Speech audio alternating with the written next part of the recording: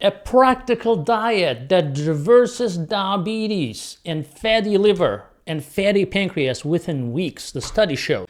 I'm going to tell you about this study today, so be ready, be curious, okay? So sit back and relax, because you're going to love what you're going to hear. If you're really dedicated in reversing your diabetes, that's going to be a great journey for you. Now, however, remember, there is no one rule that will apply to everyone. So it is easier to reverse diabetes in the beginning. As you get to later stages after 15, 20 years, you may not be able to reverse it, but you may have a lot of improvement, more than you can ever imagine. So open your ears and eyes and listen to this. This is a real study. We are not talking from our guts, okay? Look at the study right now. Well, welcome to another episode of this SugarMD. We are tackling a topic that affects millions of people in the world, type 2 diabetes. A lot of people don't know about this diet.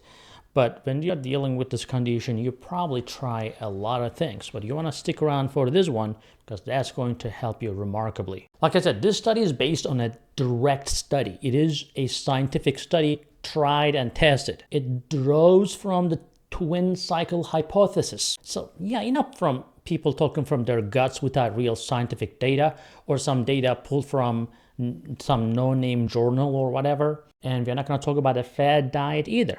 It is all science. Did I get you excited?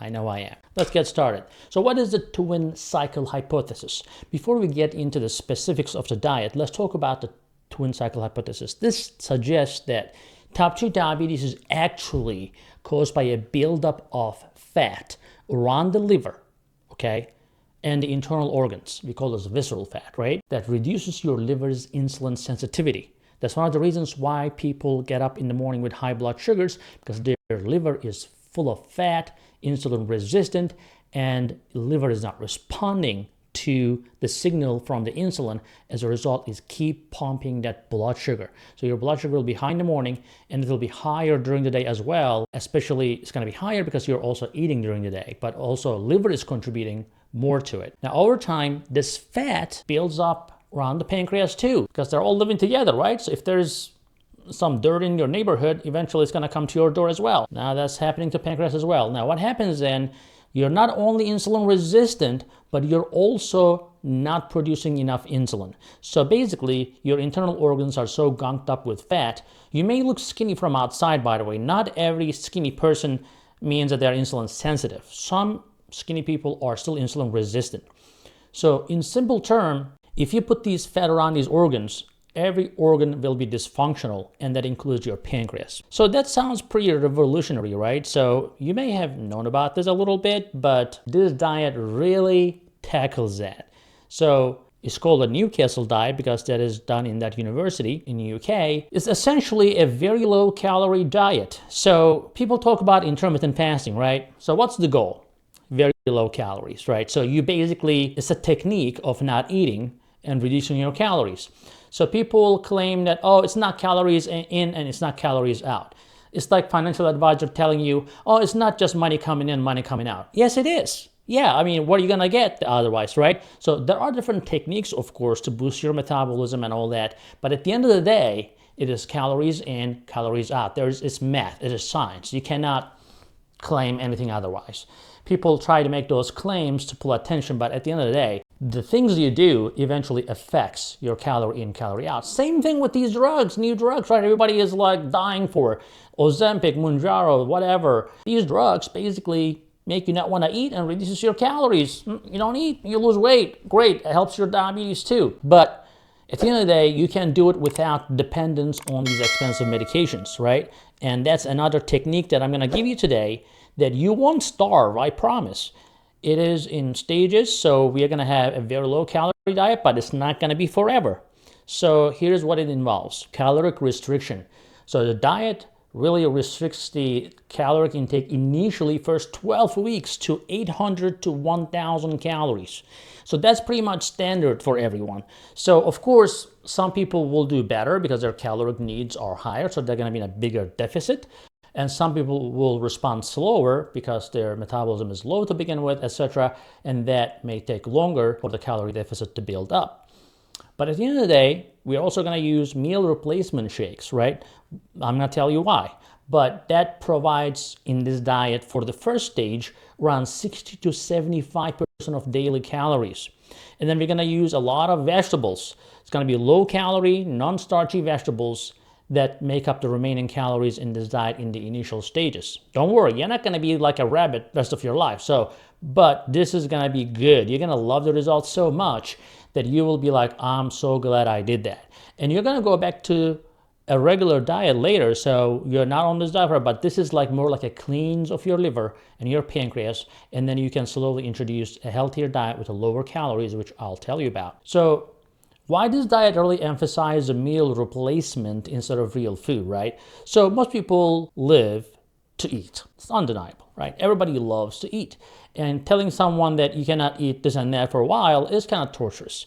But sometimes, if you tell people to eat this and that, they sometimes don't comply with it if you give general ideas. However, because we are telling you to, in this diet, drink those protein drinks, etc., it's going to help you, first of all, keep full. Hunger is not going to be a major issue. It is simple, so you don't need to keep making decisions. Should I eat this? Should I eat that, right? So it's going to break your habits. It's going to provide an opportunity to break unhelpful eating habits. So if you're eating like cereal every morning, guess what? You're not eating that cereal, you are actually having that drink. So you have no choice. You have that, that's it. You're not making decisions. And it's a complete nutrition because, a lot of these, if you choose them right, I'm not going to give any brands here, but if you choose them right, you can actually have very small number of calories very quickly. Like a lot of people will say, oh, I can't have breakfast because I'm too busy, etc. Although we always tell you that you need to have breakfast, protein breakfast that will get rid of the dawn phenomenon, will reduce the blood sugar creeping up on you during the day. So very important, right? And you're gonna see rapid results. It's gonna be rapid weight loss result, quick result, and it's gonna be highly motivating. So these are the good things about this diet. Now, in the stage 1, we call this very low calorie diet phase, which is the first 8 weeks. For the first 8 weeks, you'll be on a super low calorie with meal replacement shakes, like I said, and a limited amount of non-starchy vegetables. So you're not gonna have a big bowl like this of starchy vegetables. You are going to measure that as well. I'll tell you in a second. Now, in the transition period, in the second stage, there is gonna be where you slowly reintroduce the solid meals that you like. Okay, I'm not talking about the junk food, but the healthy food that you like. So in the maintenance phase, of course, you're not going to be on this very low calorie diet forever. But once you get this cleansing done, you move on to a fairly normal eating, but it's a big deal here.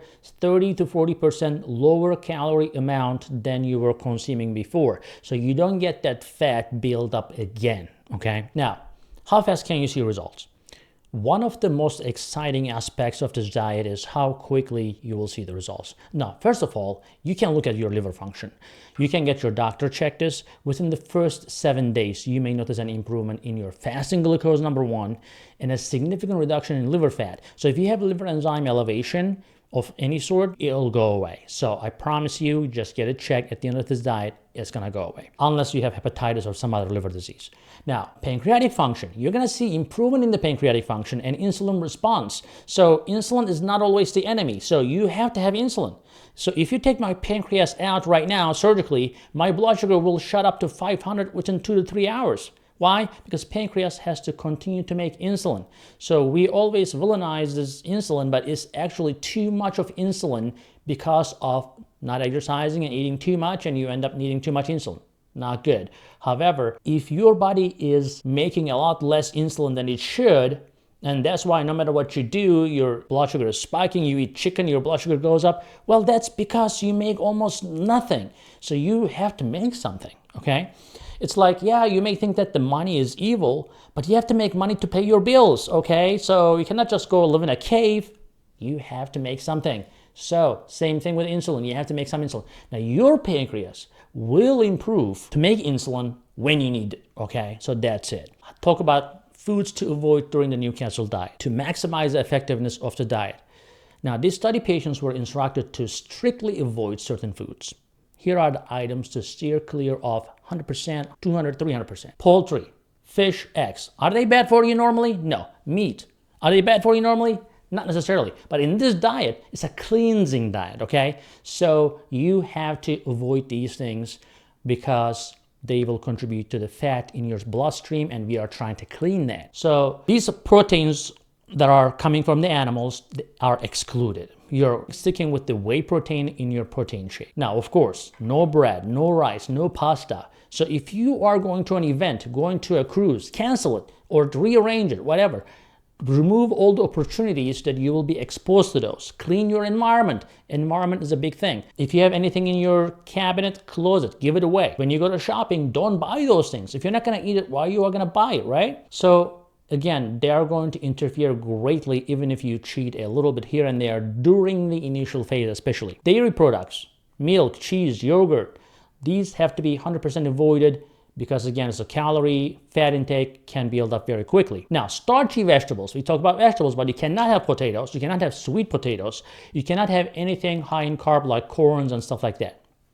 Now, legumes, normally they're not that bad, right? But we avoid that too. Beans, lentils, legumes in the initial first phase, remember the first 8 to 12 weeks. And fruits, again, we are going to avoid that. Not that it's bad for you, but we are trying to clean everything up. So we don't want any high calorie stuff. We don't want sugars coming in. We don't want fat coming in. So, and of course, alcoholic beverages are off limits. So, because they are totally empty calories and it's going to sabotage your liver. Now, we are going to reduce the salt intake. It's part of strategy also to improve the overall health and weight loss. But I'll tell you this, we're going to use something else that you will not even need salt, right? So to achieve these guidelines, these participants in the study were able to achieve this. After they have done what they need to do, they achieved a rapid, effective results. Now, diet is very promising. So let's move on how to incorporate these vegetables. Now, you should have at least a total of 3 to 4 portions of vegetables per day.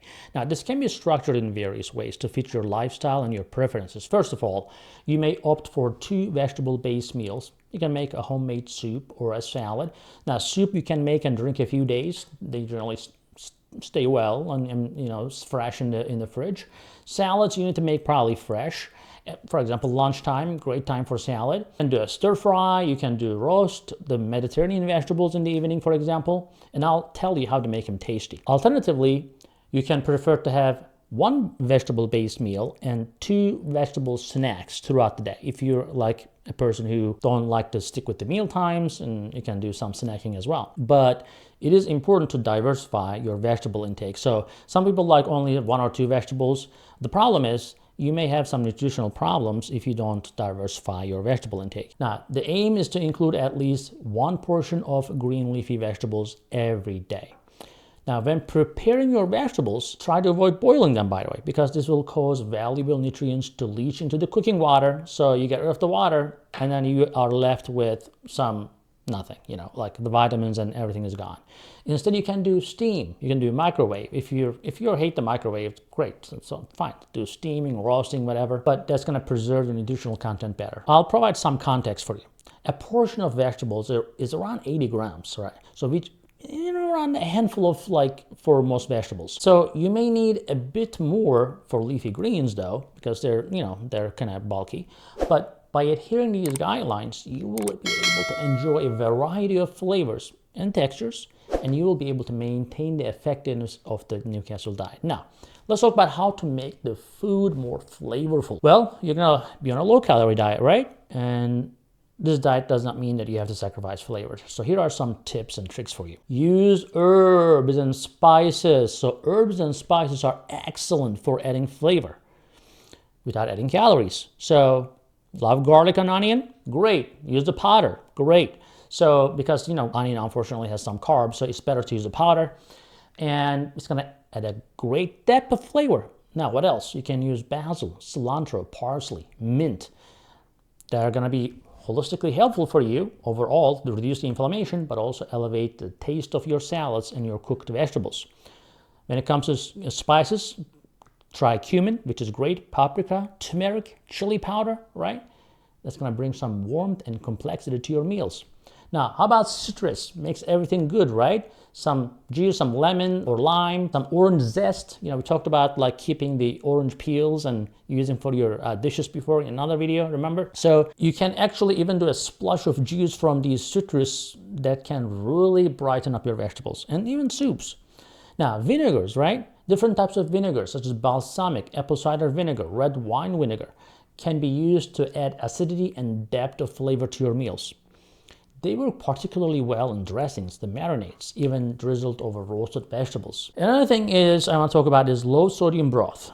Using low sodium vegetable or chicken broth as a cooking base can also greatly infuse your vegetables and other low calorie foods with rich, savory flavors. And also we talked about roasting and grilling, right? Cooking methods like roasting and grilling can really also give a nice natural sweetness and some flavors on those vegetables. So just make it fun, right? These techniques will help to caramelize the sugars found in veggies, creating a richer and more complex taste profile. Now, you're into mustards, hot sauces? Great. A small amount of mustard or hot sauce can be a game changer in adding tanginess and heat to your meals, making them more exciting and satisfying for you. A squeeze of fresh lemon or a lime juice at the end of cooking can add a zesty finish to your dishes, making them super vibrant and fresh. Now, by incorporating these elements into your cooking, you can really make these meals pop, and you can apply this Newcastle diet without torture. It's not going to be only super healthy and deliciously satisfying. Now, we said we need to avoid foods during the first weeks, right? And I talked about avoiding potato, sweet potato, but yam, parsnip, corn, all those things. Even avocados, olives, nuts and seeds. Again, legumes, pulses, beans, lentils, fruits of all kind, pre-prepared salads like potato salads, coleslaw, high-fat or high-carb salads that you buy in the stores. No, don't be lazy and get everything done yourself. Now, we're going to start to return to normal after 8 weeks, right? So it's still going to be a reduced energy diet or calorie diet, but you're going to achieve that gradually over the next 2 to 6 weeks after that 8 weeks of strict diet. Your body will adjust smoothly to the changes if you do that. Now, number one, you will add one meal of normal meal by replacing one of your meal replacement shakes with a regular meal. That's number one approach. And you will continue to have 2 shakes and your portions of vegetables each day. Now, this stage helps to ease your body back into regular eating patterns without a sudden increase in your calorie intake. Second stage, you're going to add a second meal once you feel comfortable with stage 1, and make sure your blood sugars are not going back up. Make sure you're not gaining weight back on, right? So we're going to replace a second shake with another meal. In this stage, you will consume 2 regular meals each day while maintaining 1 shake and your vegetable intake. And your plate will be 40% smaller. Remember that. You still have to eat those meals very carefully with less calories. And you will be able to still be satisfied because your stomach will be smaller, it'll shrink, and that less amount of food will still fill you up. In the third stage, finally, if you are into a third meal, you can go for the third meal instead of that third shake. And again, in this stage, you should be consuming 3 balanced low-calorie meals. You can still eat those things that we said don't eat in the first 8 weeks, but you're going to have a much less portion-wise. You will have much less of those things, right? It is really essential to understand your body's caloric needs to prevent regaining the lost weight. So I recommend people to actually weigh themselves every day. This is not like being OCD about it. It is being in control. And always avoid snacking, right? Between meals, snacking is the worst thing you can do. If you feel like you want to snack about something, just go outside, take a walk, get busy with something else. Or drink a coffee, drink a tea, something like that. Avoid that temptation for a snack. Now, there are tempting high-calorie foods, right? You may say, oh yeah, I'm so successful now, I will go ahead and eat a piece of cake, I'll go to a party. No. Once you're in this road, once you are in it, cheating should not be an option, because once you start cheating, you will continue to cheat. Now, you can use tools like SugarMD app, right? It's invaluable for you. These app will help you keep track of your progress. You can chat with your friend because it's also a social app now. You can enter your medications in there. You can ask questions. If you are on a diabetes medication, you need to definitely discuss with your doctor before jumping into this diet, because your medication needs will be much less. You can safely use our holistic products at SugarMD because our products will not cause any problems in your blood sugars like excessively. And one thing you need to be thoughtful about is retinopathy and neuropathy. Interestingly, even the kidney disease. If you already have underlying eye disease, retinopathy, or neuropathy, or kidney disease, these are common complications of diabetes. Sometimes when you get to a diet like this and you have rapid changes in your blood sugar, your neuropathy can get worse. So don't be surprised. But that's a good thing, actually. That means your body is adjusting. And once everything is cleaned up, that will improve again. But you can also, to avoid vitamin deficiencies, consider using SugarMD Diavitamin, which is designed for diabetics. You can use SugarMD neuropathy support to avoid neuropathy worsening. We have a kidney support that is amazing to support your kidneys. You can use alpha lipoic acid, benfotiamine, to help reduce the side effects of this diet, so your body can get the protection and prevent the short-term complications of the diet. Embarking on this Newcastle diet is a significant step towards transforming your health and reversing your type 2 diabetes. Can be done in other ways too. You don't have to necessarily, I'm sure there are people out there who fix their diabetes with ketogenic diet, Mediterranean diet, etc., but this is one way of structuring your diet and giving you a good head start. And like I said, stick with the initial first week of 8 weeks. Critical. First 2 weeks is the most critical, because the first 2 weeks you will be having a lot of changes in your body. But if you stick to it, you're going to have a lasting success. Remember, gradual transition and maintaining a reduced energy diet at the end after the 8 weeks is crucial. And make sure you stay in touch with your healthcare provider if your blood sugars are going down too much, and you may need to make actually adjustments even before you start the diet. But as long as you're committed and you're determined, these are the most vital components in achieving your goals. Good luck to you. Let me know what you think, and let us know actually in the comment section about your progress. And we will appreciate to hear from you, and we love to hear your success stories. So keep writing in the comments, give a thumbs up, and share this video. And visit SugarMDs.com. We have a lot of good things to offer to you. Hey guys, I hope you're enjoying this channel so far, and I hope you subscribed already. If you didn't, do it. And if you did, watch this video right there. I think that will help you too.